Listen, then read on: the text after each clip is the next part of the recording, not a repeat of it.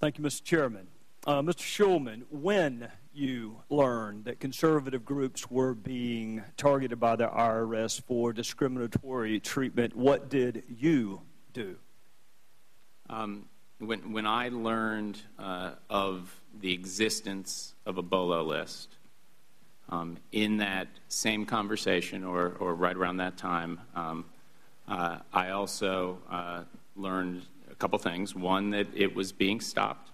So that. All right, and who told you it was being stopped? That's Steve Miller, my deputy. All right, and did you investigate further? Can you give me the name of a single person who was involved in the original decision to target conservative groups for disparate treatment?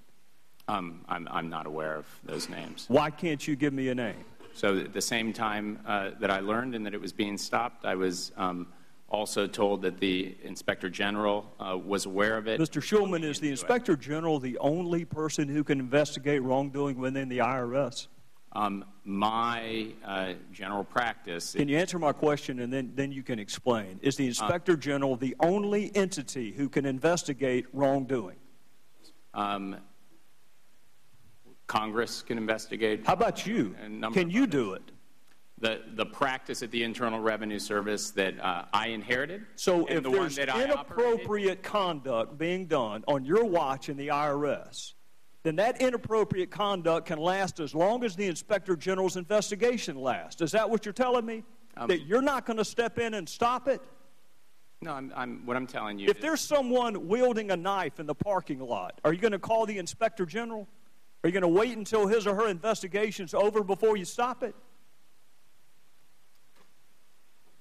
When I was told about these allegations, I was also told that they were being stopped, and so that the inappropriate criteria were not being used anymore. And despite the seriousness and potential criminality of that conduct, you didn't investigate it yourself at all?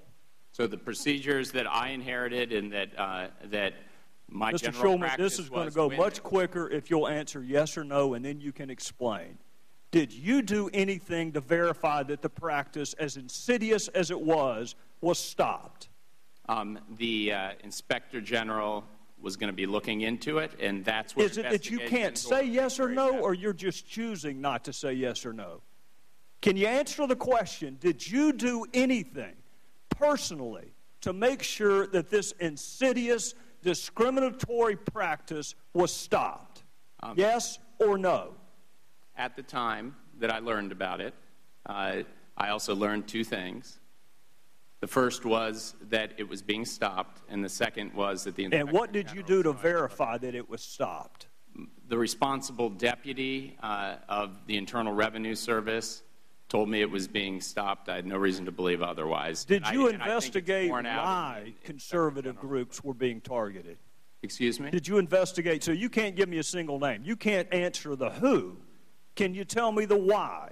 Why were conservative groups? Why was the culture such under your watch that an employee felt comfortable targeting conservative groups? Did you investigate that? You know, from my reading of the report, I can't tell if it was political motivation or if it was tone deaf, somebody trying to expedite a way. You still don't know that this was political. Excuse me? You still don't know that this was political? I'd defer to the Inspector General. Well, I'll tell you this, Mr. Shulman. Your predecessor said that he wasn't sure if it was partisan, and that requires the listener to be as stupid as the speaker to utter a comment like that. He just testified that policy positions dictated this. What does that mean to you? If it's not partisan, what does that mean? I'm not sure I heard that testimony. Well, we'll be sure and get you a copy of the transcript, and you can supplement your testimony. How's that? Do you agree with Dan Pfeiffer? Committee's questions. Do you agree with Dan Pfeiffer that the law is irrelevant, or do you think it is relevant?